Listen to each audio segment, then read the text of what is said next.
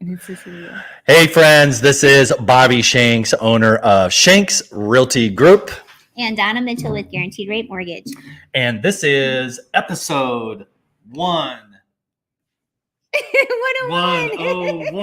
That was horribly executed. Yeah, that was terrible. Horribly executed. We should plan better next time. Episode 101 of Kitchen Talk. Like the Dalmatians. Like the Dalmatians, except not at all. Wait a minute, unless you're like the villain and what's her name? Corilla DeVille. Corilla DeVille. Was it your daughter her one year for Halloween? Yes. I know, right? Yeah. Yes. All right, episode 101. So real quick, out of the gate, we are having an open house this Thursday right here in our office. Yes. We're going to have lots of drinks, lots of food, Cardinals home opener. Come by anytime that the game is on, but you can probably come by as early as 2 or so. I think 1:30 I to. think we did the invite for 1:30. Yeah, that's fine. Just come by anytime. You can stay for the whole thing stuff. or have a beer and go. Say hello. Come by after work. It's all good. Here at Shanks Realty Group, our office here on Seckman Road, 2855 Seckman Road.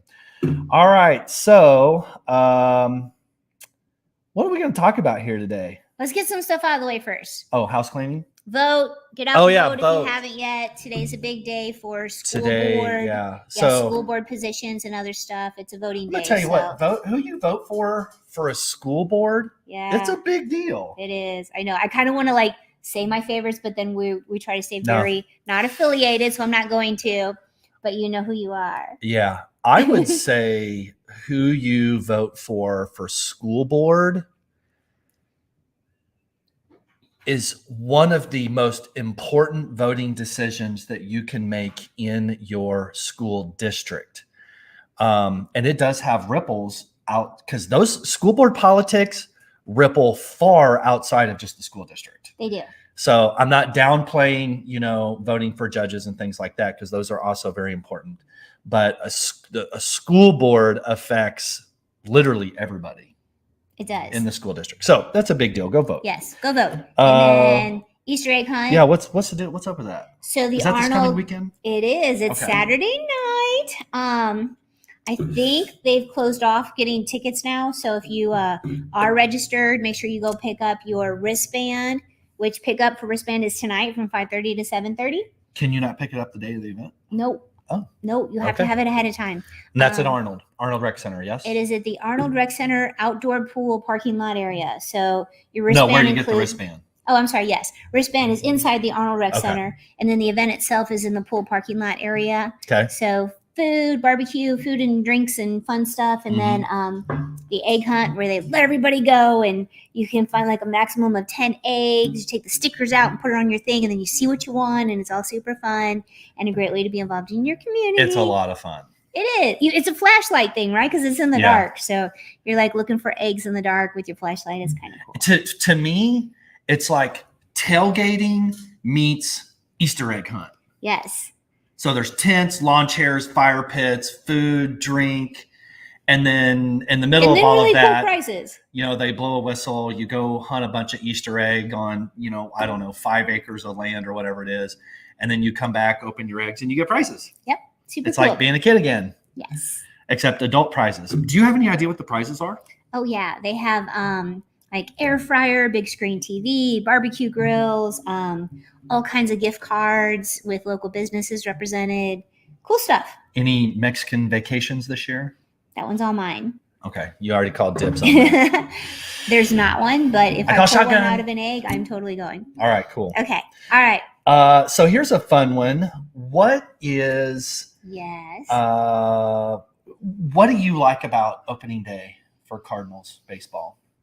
St. Louis is kind of special. We are a huge baseball community, so it's kind of fun. Clydesdales, it's the hoopla. I love all the energy behind it. I love the community coming together to support the hometown team, right? I love all of that. So I love the fact that it's going to be all over the news and that just tons of people go downtown just to celebrate, tailgate, whether they're going to the game or not. Clydesdales are always there. It's just like super fun. Like we're doing our thing, right? We want to bring it to our area as well. It's just it's the energy. It's the energy behind it that I love. Okay, so what's your favorite? So I'm going to pick up right where you left off. Okay. There's a lot of things that we do in a lot of cities, but St. Louis included, like Mardi Gras. I've been to Mardi Gras. Really, it's just a lot of drinking. Yes. And I'm not a drinker, so. Well, and I'm in my mid-40s, so, Been there, done that. I've had enough to drink. Okay? I'm good. I can drink a beer. I can nurse that thing for a long time. I'm golden.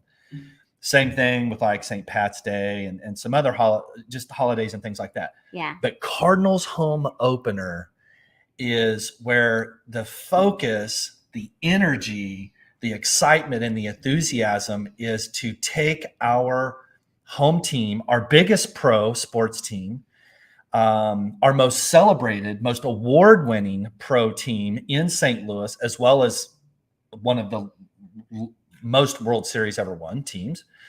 And let's just have a big pep rally. Yes. To me, it's a pep rally. Citywide pep rally.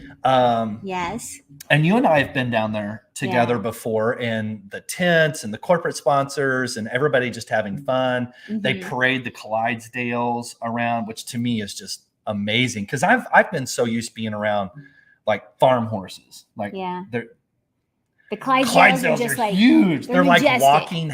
They are. Every time you see them, you're majestic. Just like. And so it's a big deal. So for me, just like you, the energy and the enthusiasm, and it's just one big giant pep rally. Yeah. Okay. What is your favorite, who's your favorite player? I was afraid you were going to ask that. She's going to say Albert Pujols. I'm totally a hometown girl. I support my teams, but go Angels. Right. My daughter would be able to tell you every stat and every player and like that's her deal. Like she's very sportsy. I had no idea Courtney was so. Oh my God. Yes. And it's that's like pretty cool. Yeah. Like she went to Mizzou. So like Mizzou and the Cardinals and the Blues, like she knows her sports inside and out. I, on the other hand, I like to go. I support the home team, but so I know like Pujols and Yachty, and then there's Wainwright that are retiring this year. And I've heard a lot about them because they're all retiring this year. Those are probably the only names that I know on the team right now. So Yachty is my favorite. Yes. Although a little controversial, Big Mac will probably always be my favorite all-time Cards player. And so first of all, I like Yachty Molina because for the charity events that we do, I wish I had one here. Great planning. You should have brought it. Sorry. Bring it Thursday. People can see it on Thursday. Well, actually, I have one that I might auction off. I don't know. Anyways, they're full-size Major League Baseball bats. Homemade by yours truly. And they are like when I buy the wood for these bats, like they have bark on them. And I transform that into not a hitting bat. It's a trophy bat. So it's the type of bat you hang on your wall. It's like a trophy wife. It looks really pretty, but you don't. You don't. You do. Well, it's circumstantial. Okay. We don't want to go there. That'd be a whole other episode. That's a whole other show. That's for our fans only page. Our only fans or whatever. I don't even know what it's called. I did. Okay. So, anywho, back to civilized conversation. Yes. So these bats I make, they're kind of a big deal because they basically go through the same process that a car goes through, which is like 7, 8, 10 coats of paint, lacquer, clear coat, fingerproof coating, UV coating, because they're meant to hang on somebody's wall like a lifetime. They have bright red Cardinals paint, and Yachty Molina is my favorite because my bats get signed by Yachty Molina personally. That's pretty darn cool. And so I'm going to boast a little bit. They usually sell for over $1,000 a piece. And Ian, what did that one sell for? Was it 4,000? 4,000. I don't know. They sell for a lot of money, and we donate 100% of the money to kids charities specifically, and or like the battered women's shelter here in Jefferson County, Mary's House of Hope. So it's kind of a big deal for me because Yachty signs my bats. Yeah, and that's pretty cool of him and you. Yeah. So what is your have you ever been sat in the green seats? I'm not as special as you, evidently. Okay, so I've only done it once, and I got invited. I love the suites where like they have all the food and you get those are fun. Those are super Favorite fun. seats and food. What you got? Favorite seats? Seats yes. and food. So I do like the suites. I do like being in the suites. That's pretty cool. Air conditioned. yes. Yeah. Sometimes. Like if it's super hot, but I'm an outdoor person. Yep. I don't mind the heat. Like I don't care if I'm sweating. I love it. That's just me. But okay, baseball food. Like it's crazy. You can get anything. You can get now you can, yeah. You can get the basics, right? Like your traditional like nachos, popcorn, hot dog, and then like legit or pretzel. You can get like a steak or brisket. Like you pretty much can get anything in the ball stadium now. So it definitely caters to everyone. It used to be my deal that if I was going to a baseball game, I was going to get the nachos with extra jalapenos. Oh my god! And I had like at least one pepper on every chip. Like I would individualize each chip as I ate it. And that was such a like kid. I would get one a game. Like if I was going, I was getting nachos. But like now there's so many choices. Like I don't know. What about you? Okay, so you're gonna say something like chicken tenders or something. No, like, well, let's see. Whatever you have, the guy in front of you's food always looks better, right? You'll get something, and then the guy in front of you comes back with like a brisket sandwich and French fries, and you're just like, oh, I should have done that. I am a good old-fashioned brat. Yes, which we are going to have on Thursday, probably. Yep. Brat with either sweet. I'm not a sauerkraut. Oh, I love sauerkraut. You're too sweet for sour. No, sauerkraut would not be a wise decision for all the people sitting around me, specifically in front of me. Did not want to know that. I will not bring sauerkraut for Thursday, just so everybody pass knows. on that. Hard pass. Relish. Yeah. And a tall beer. I like Bud Light. It's okay. It's not my favorite beer. Yeah. But I'll drink a Bud Light when I'm there. And however, I was once invited by a very good friend of mine, actually back from my corporate days, to go sit in the green seats, which means we got to go into the back side, behind home plate, got to go into the downstairs, the restaurant and, hobnob and free. Well, I mean, obviously not free, but it was free to me, food and it's gourmet food. It was amazing. Yeah. It was the bomb. And our seat it wasn't obviously not directly behind home plate, but we were on the first baseline, closest to home plate. And I will say it is a different experience. Yeah. You know what's funny? Not better, just different, it wasn't a few years ago. When would that have been? I ran the first Stan Musial 6K event that they put on years ago. I don't know when it was, but it was interesting. So you ran the 6K, you ran into the stadium. So you ran around downtown and then you came in through this entrance and you ran like through the back halls of the stadium and came out on the field. And then you crossed home plate to finish the race. And like you said, that's really cool. It was really, really that actually cool. Gave me goosebumps. Yeah, it was super, super cool. But it's also like I've been going to the stadium since I was like 9 years old.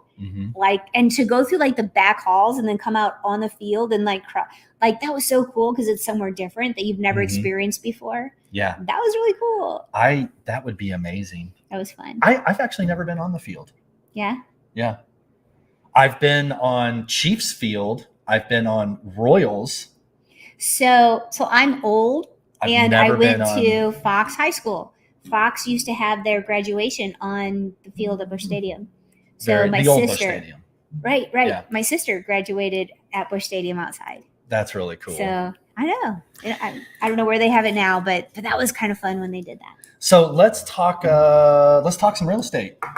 What you Real think? estate? What's that? You know, that thing that we do that pays the bills. Pays bills. Yes. You know, the thing that people actually expect us to do for a living. And, a little bit. Have their interest in mind. So what topic would you like to talk real estate related Well, today? so I've got something kind of interesting. Do tell. Every deal, every house is interesting. Every situation tells a different story. I know. I saw that. They didn't, so I didn't comment on it. On the TV in the lobby here, the outfit that Rob is wearing is the exact same thing that's on what he's wearing right now. He's got his Cardinal visor. I guess I need to get a new shirt and a new hat. I don't know. I saw that come up, and I kind of looked over and laughed as well. Yes. That's so funny. It's like Rob in duplicate here. I have an interesting real estate scenario. Okay. And it's ongoing, so I'm not going to let the cat totally out of the bag here. I have to maintain, some confidentiality. But topically, this is a great topic. So I listed a home, right here in our valley, and in our bubble, and which was a referral from someone at the school who watches our kitchen talk. So that's kind of why we do this. Super fun. And a great house. Yeah. 3-bed, 2-bath ranch, 2-car cul-de-sac, great subdivision, great location. I mean, the kids could practically walk to school. It's phenomenal. But the house does need a little work. And some of the items on the house that need work are items that an FHA buyer, an FHA, probably a VA too, FHA, VA buyer, would not get a loan for this house. They're minor things. Sure. But they are things that, for example, one of the items requires a very significant amount of painting on the exterior. Peeling and chipping paint can be an issue with an FHA. Right. Yeah. So want it predicated the thing about our area is 80% of the people purchasing homes in our area, on the average, this is an average. Yeah. Okay, I'm not talking about this year and last year. I'm just saying on the average, through the decades, whatever, 80% of our buyer pool in this area, a lot of it having to do with price point, because the cap on FHA is what, 270? No, it's higher than that. Or 370, 380, whatever it is. Yeah. But our area, 80% of the buyers are Conventional's FHA. up to like 647 or something now too. They're higher. Okay. Yeah. So there's 80% of the people that potentially would want to buy this house are going to be FHA. We can't show them the house because they could offer full price. They could offer $20,000 over list price. Won't matter because it's never going to get past loan commitment. So that pretty much limited us to the 20% of the market, which is your conventional loan home buyers, as well as people paying cash. So the thing I want to point out about that is it's really important when you talk to your realtor, and also important that your realtor has a great relationship, especially a long-standing relationship, like where we meet every week with your realtor's lender. You have got to know these things. It doesn't matter how good. And let me tell you, I'm going to be a little boastful when it comes to marketing homes and videoing homes and photographing homes. And delivering our product to the consumer market, in my opinion, we are absolutely the best. I've never seen anybody in our area that does it better than us. But it doesn't matter how good you are. If your realtor doesn't have basic understanding, right? Just like you have a basic understanding of what I do. Right. And I have a basic understanding of, different types of loans, jumbo versus conventional, VA, FHA, USDA, and seller financing, whatever. Yeah.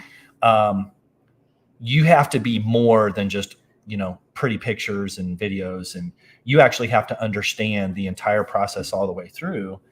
And this is a case where I actually competed with some other people for this listing, and got lucky, had the best charm. I don't know Smile. what it is. Probably Reputation. honestly reputation and experience.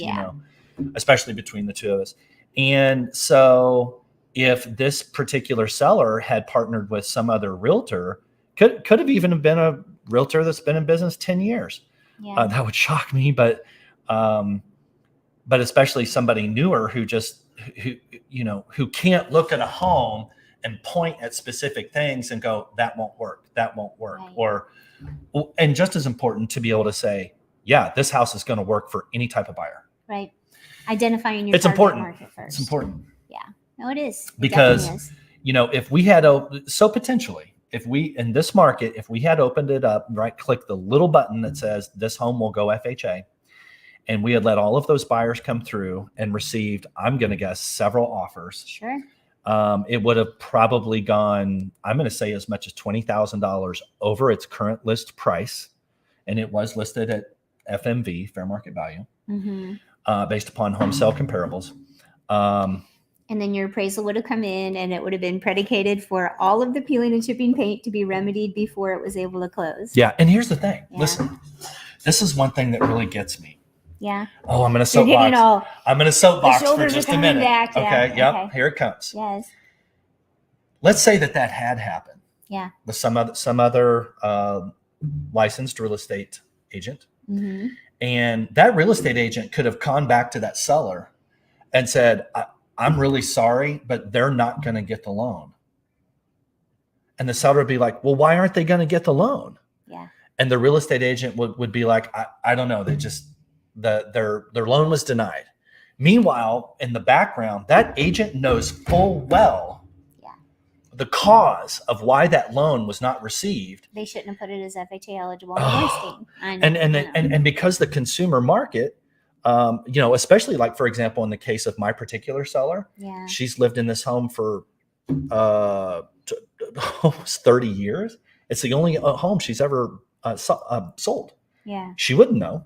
Right. And at this point, the buyers are easily $1,000 into the deal of money they're not going to get back. Inspections, for inspections. Like, and stuff like this makes me they still have sweat. to pay for the appraisal, even though it's, These little nuances, like I can actually feel myself sweating. Because we're so protective over our customers. Very protective. On the buying and selling side. We want to work out all of that stuff beforehand so that we set everyone up for success. You hear me say that throughout the entire transaction. Yep. We want to set everyone up for success. We want we want to lay everything out so that there's no surprises, that we know what's going on. We look for the soft points in the deal early on so that we are identifying those things. I like that. And like we don't want anybody to be surprised, and we want to be able to have a plan B if something comes up. Like that's what we're good at is identifying those things. We don't just throw it in and hope it works out. And when it doesn't, try to get it on the back end. No. So let's go a step further. Yeah. So I'm going to humor me here. Okay. If I list your home, and you have listed my home, and I have before, and let's say that, and I'm just going to use round numbers here. Let's say that I sell your home for, list your home for $275, and it sells for $300. Score. Right, you're going to think I'm the greatest thing ever. I think you are anyway. Oh, I needed that. Thank you. So you're going to think, right? So we're going to celebrate. You're going to think I'm the greatest. Woo-hoo. I'm going to think you're the greatest, and it's going to be great. Then the loan gets denied. Yes. Now there's what's wrong with you? Concern. You're the worst realtor in the world. What's the problem? You suck, man. Right. I know. You're fired. I know. Donald Trump, you fired. But here's what's worse. Yeah. So as a consumer, when you see that house pop up on your saved search or your portal search or your favorite, app on your phone for real estate, right? What do you think? So I'll tell you what my buyers say, right? Because they'll call me and they'll be like, "Ooh, this house went back on the market. So now I'm expecting a lower price because there must be something wrong with the house." And, so now, and I will say sometimes, financing fell through. Oftentimes there's nothing wrong with the house. It happens. And I'm going to call this out because every realtor is going to say it's back on the market due to no fault of our seller. It always says that, so you don't really know. In all honesty, I know you don't really know, but yes, now there's a blemish on it. Yeah, there really is. And so your 275 that we celebrated about becoming 300 is now probably going to be under 275. and it's 3 weeks later, and now you're hoping to be closing in a week, and you're starting all over. And then that doesn't even get into the nuances of, so if you're my seller, are you under contract for a different house? Right. And now that totally. So now what do we do with that one? Paused, if not seized, that whole deal. Yeah. Oh, I'm going to tell you, listen, in this market, Mr. Seller, Mrs. Seller, Mr. and Mrs. Seller, you cannot ask enough questions of your real estate agent or your lender. Yeah. It's true. And if they're experienced and they're truly passionate about their work, I'm going to say most of the time they should be able to answer most of your questions right on the spot. And if they can't, they should be able to get answers quickly, because some circumstances do get unique. 32 years into lending at this point, and I still get surprised. I still have stuff come up. Really? I still have stuff come up that I'm only 32 years old. Like, you've been doing it as long as I'm going to lie. Nice. Wow, you did that. Yeah. It's true. Like 30 years. I guess it's 30 years. It's 30 years in. But yeah, like every situation is different. And, luckily we have seen a lot of those things happen, and we know what to look for. Yeah. Every time you do something, you put that in the back of your mind as like, okay, like that's one more thing you've learned. Where they fail forward. Not that we failed, but like we're going to learn from every situation that we have come up, so that we can protect our buyers from the next one, that we can protect our sellers from the next one, that we can be prepared if this comes up again. What's the best way to handle it? Yeah. So I think a lot of, and boy, this could really turn into a tangent.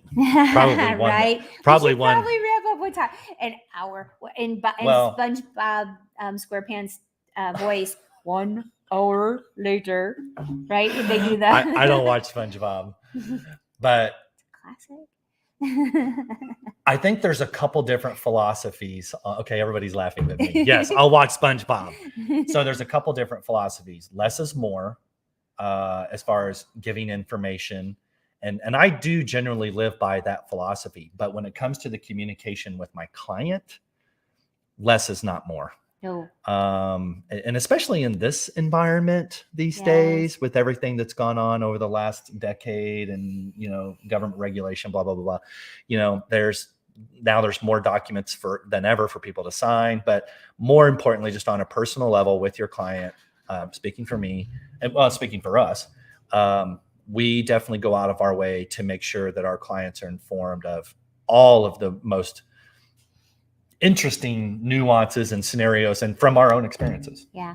In the front of my planner, I write a letter to myself every year, like with my goals and stuff, like, Donna, this is what we're going to do this year. And these are the things we're going to focus on. And one of the things in my my letter to myself is that I will intentionally over communicate to leave no room for doubt or confusion. Yeah. How do you sign off on your letter? Do you say love Donna? Love Donna? You know it. You gotta love yourself, man. You gotta love yourself. Yes. Dear Donna and love Donna. Yes. I'll read it to you. I got it with me. It's in my planner, my bag over there. Do you tell yourself that you're beautiful? Those are in my affirmations. I do. I think daily affirmations I'm not going to ask any other questions. Are really important. Hey, we got to have fun at what we do. I know, we do. All right. Thursday, our office. 2 o'clock, 1:30, 2 o'clock, 3 o'clock. Lots of food, lots of drinks, beer, wine, brats.